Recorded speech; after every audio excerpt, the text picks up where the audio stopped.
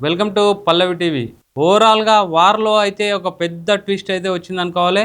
ఇన్ని రోజులు US and Israel కలిసి ఇరాన్ మీద దాడి చేశారు. కానీ ఈరోజు అనూహ్యంగా ట్రంప్ మాత్రం ఒక పెద్ద స్టేట్మెంట్ అయితే చేయడం జరిగింది.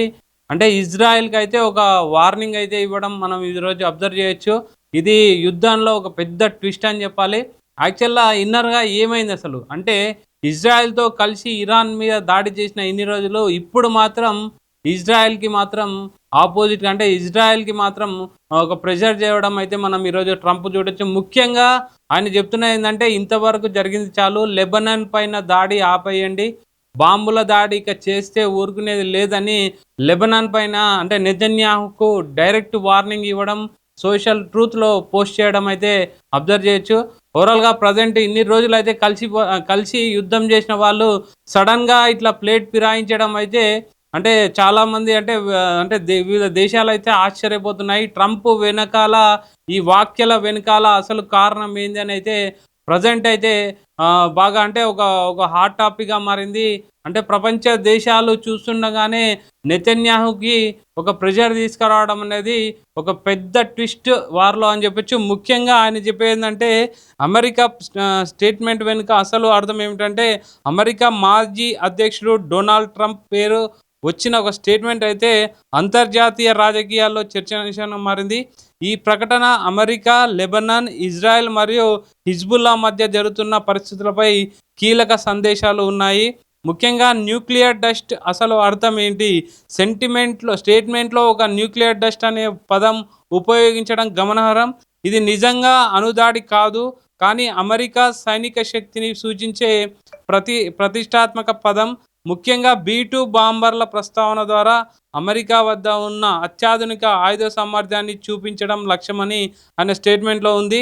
తర్వాత లెబనాన్‌తో డీల్ లేదని స్పష్టం చేసింది. ఈ ప్రకటనలో ముఖ్యంగా చెప్పిందేంటంటే, లెబనాన్‌తో అమెరికాకు ఎలాంటి డీల్ లేదని, ఒప్పందం లేదని, అమెరికా తన చర్యలను స్వతంత్రంగా తీసుకుంటుందని, అయితే లెబనాన్‌తో వర్కింగ్ రిలేషన్ మాత్రం కొనసాగుతుందని స్టేట్మెంట్‌లో మనం చూడొచ్చు. తర్వాత హెజ్బుల్లా టార్గెట్‌గా ఈ స్టేట్మెంట్ అయితే ఇంకోటి ఉండొచ్చు. ముఖ్యంగా ప్రధాన ఫోకస్ హెజ్బుల్లాపై ఉంది. ఈ గ్రూప్‌ను అమెరికా మరియు ఇజ్రాయెల్ 2 పెద్ద ప్రమాదంగా చూస్తున్నాయి. అందుకే హిజ్బుల్ సిట్యుయేషన్‌ను హ్యాండిల్ చేస్తామనేసి స్పష్టంగా చెప్పడం జరిగింది. ఇజ్రాయెల్‌పై అమెరికా నియంత్రణ స్టేట్మెంట్‌లో అత్యంత కీలకమైన భాగం ఏంటంటే, ఇజ్రాయెల్ ఇకపై లెబనాన్‌పై బాంబింగ్ చేయకూడదని అమెరికా ఆదేశిస్తుంది.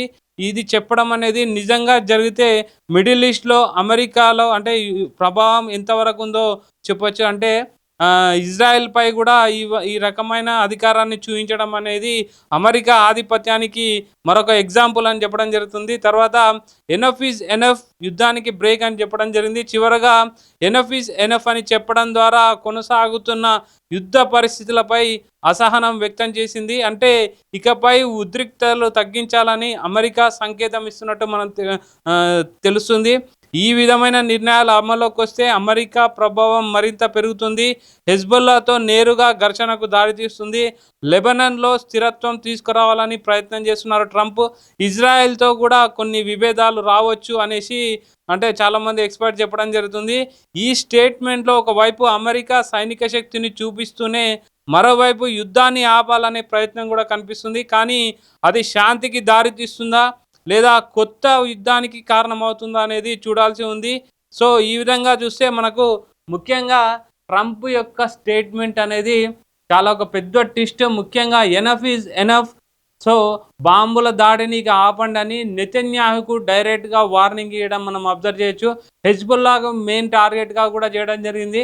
అంటే ప్రెజెంట్ ట్రంప్ ఒక యుద్ధం లేకుండా ఒక ప్రశాంతమైన వాతావరణాన్ని కోరుకుంటున్నారని ట్రంప్ యొక్క స్టేట్మెంట్‌లో ఖచ్చితంగా అర్థమవుతుంది. కాకపోతే ఇక్కడ ఇంకో ట్విస్ట్ ఏంటంటే, అంటే ఇరాన్‌తోని యుద్ధం ఆగిపోతే ఒకవేళ మళ్ళా ఇజ్రాయెల్‌పై ప్రెషర్ తీసుకొస్తే ఇజ్రాయెల్ అండ్ అమెరికా మధ్య సంబంధాలు ఏ విధంగా ఉంటాయనేది చాలా ఇంపార్టెంట్. ప్రెజెంట్ లెబనాన్ మీద దాడులని ఆపాలనైతే నెతన్యాహుకి డైరెక్ట్ వార్నింగ్ ఇవ్వడం జరిగింది. ఇదైతే యుద్ధంలో పెద్ద పెద్ద ట్విస్ట్ అని అయితే ఖచ్చితంగా చెప్పొచ్చు. తర్వాత ఇజ్రాయెల్, నెతన్యాహు, తర్వాత యూఎస్, ట్రంప్ మధ్య అంటే సంబంధాలు ఏ విధంగా ఉంటాయి? అంటే ఆయన చెప్పింది ఒకవేళ పాటిస్తే నెక్స్ట్ ఏ విధంగా వాళ్ళ సంబంధాలు ఉంటాయి, ఇది మళ్ళీ ప్రశాంతంగా అవుతుందా వాతావరణం, ఇంకో యుద్ధానికి కారణమవుతుందా అనేది వెయిట్ చేసి చూడాల్సిందే ఖచ్చితంగా.